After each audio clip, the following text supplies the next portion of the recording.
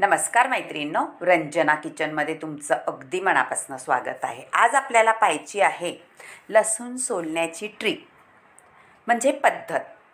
आजी पणजीच्या काळापासून आलेली गावरान लसूण म्हटला का तो लहान कळ्या असतात आणि गावरान लसूण हा छोटाच असतो, पण खायला इतका टेस्टी असतो। त्याच्यामध्ये तुम्ही थोडासा जरी वापरला आपण भाजीला तरीसुद्धा छान सुगंध सुटतो।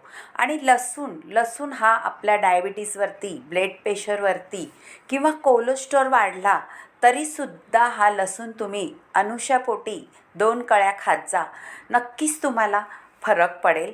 पित्त जर झालं असले तरीसुद्धा लसूण हा तुम्ही खाल्ला सकाळी अनुशापोटी तरी पित्तालासुद्धा कमी होतो, वात कमी होतो। मैत्रिणी, हा लसूण खरंच आपल्या शरीरासाठी खूप उपयोगी आहे, पण त्याच्या सोलायची ट्रिक आपल्याला पाहायची आहे। हा लसूण घेतलेला आहे पहा मी, आणि आपल्याला घालायचं आहे पिशवीमध्ये। पिशवी घेतलेली आहे, त्यामध्ये लसूण घालून आपल्याला लाटण्याच्या साहाय्याने कसं करायचं आहे ट्रिक ती पाहायची आहे।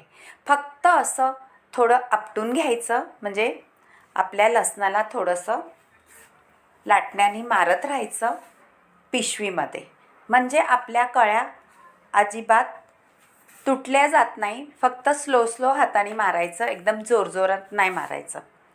आणि थोडं मारून झालं लाटण्याने का आपण असं जसं कपडे धुतो त्याप्रमाणे चोळत राहायचं, म्हणजे आपल्या लसणाच्या कळ्या बाजूला होतील त्या कांड्यापासून झटपट। आणि 5 मिनिटात वाटीभर लसूण तुम्ही सोलू शकाल। हाय का नाही भन्नाट ट्रिक अशी, अगदी भारी। नक्कीच करून पहा।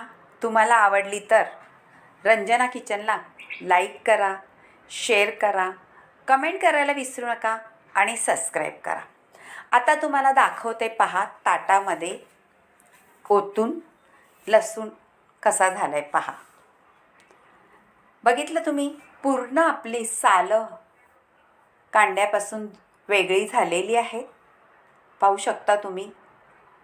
अख्खा कांडा होता, त्याचा आपण पिशवीत घालून फक्त लाटण्याने थोडंसं धोपटलं तर पटकन लसणाच्या कळ्या बाजूला झाल्यात। आता फक्त हाताने थोडंसं चोळायचं आहे पहा असं, आणि आपलं सगळा लसूण कळ्या झालेला बाजूला करायचा आहे। आणि तो बाजूला करण्याची ही ट्रिक छान आहे, पटकन बाजूला होतो, कारण आपण थोडंसं झटकून घ्यायचं आहे, म्हणजे पाखडून।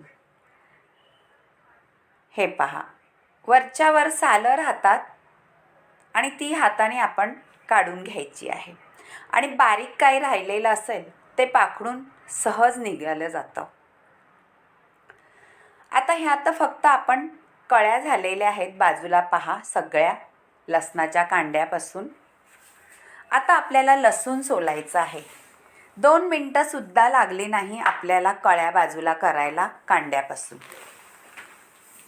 आता फक्त कांड्याचं वरचं ते बोंड असतं ते काढून घ्यायचं आहे हाताने असं, आणि कळ्या तशाच ठेवायच्या आहेत पाखडून। थोडंसं साल जर असेल ती पाखडून निघून जाते। माझी आजी, आई अशाच करायच्या, त्यामुळे मला ही ट्रिक माहिती झालेली आहे। आणि गावाला मैत्रिणी शेताला जातात बायका, किंवा तुम्ही इथे कामाला जाता ऑफिसला वगैरे, त्यांना लसूण सोलायचा वेळही मिळत नाही, पण हा गावरान लसूण असल्यामुळे छान चव तर येतेच, पण कसा सोलायचा हे तुम्ही पहा, म्हणजे तुम्हाला अजिबात कंटाळा येणार नाही लसूण सोलायचा। काहीकांच्या नखालासुद्धा आग होत असते लसूण सोलल्याने, पण ह्या ट्रिकनी काही न होता आपल्याला सहज लसूण सोलला जातो। आता सगळं पाखडून घेतलेलं आहे टरफलं पहा, फक्त आपल्या कांड्या राहिलेल्या आहेत ताटामध्ये। हे पहा, आता ही सालं टाकून द्यायची नाही मैत्रिणींनो, तुम्ही पाण्यात भिजत घाला आणि आपल्या झाडांना हे पाणी द्या। ह्या पाण्याने आपल्या झाडांना मुंग्या होत नाही, किंवा तुम्ही हे लसूण कांड्या वाळत घातलेल्या आणि मिक्सरला वाटून थोडीशी पावडर जरी झाडांना घातली तरीसुद्धा ह्या पावडरीचा खूप उपयोग होतो. कारण आपल्या झाडांमध्ये मुंग्या तर असतात, पण त्या मुंग्याही मरतात लसणाच्या पावडरने. आता मी पूर्ण पिशवी खाली करून घेतलेली आहे आणि त्यामध्ये आपल्याला घालायचं आहे आपल्याला लसणाच्या कळ्या, ज्या आपण कांड्यापासून वेगळ्या केल्या होत्या. आता काय करायचं आहे पहा, फक्त हाताने पिशवी चोळत राहायची आहे, जसं आपण कपड्यांना चोळतो त्याप्रमाणे. हाय का नाही म्हणणार ट्रिक? काहीही सोलायची मगजमारी नाही, नखं दुखायची मगजमारी नाही किंवा मान दुखणं, पाठ दुखणं काहीही न होता 10 मिनिटात तुम्ही वाटीभर नक्कीच लसूण सोलला जाईल. मैत्रिणींनो, खूप साऱ्या ट्रिक असतात आपल्या लसूण सोलण्याच्या, किंवा काही आपण ऑफिसला जातो त्यामुळे आपल्याला खरंच वेळ नाही मिळत काही करण्यासाठी, किंवा शेताला जातात बायका, त्यांनासुद्धा वेळ नाही मिळत घरामध्ये नीटनेटकं करण्यासाठी. हे पहा तुम्ही, साल निघाले का नाही? अजिबात साल नव्हती आपल्या लसणाच्या कळ्यांना. आता नुसते सोलून घेतले तर किती साल निघाले तुम्हाला दाखवते. ही पहा.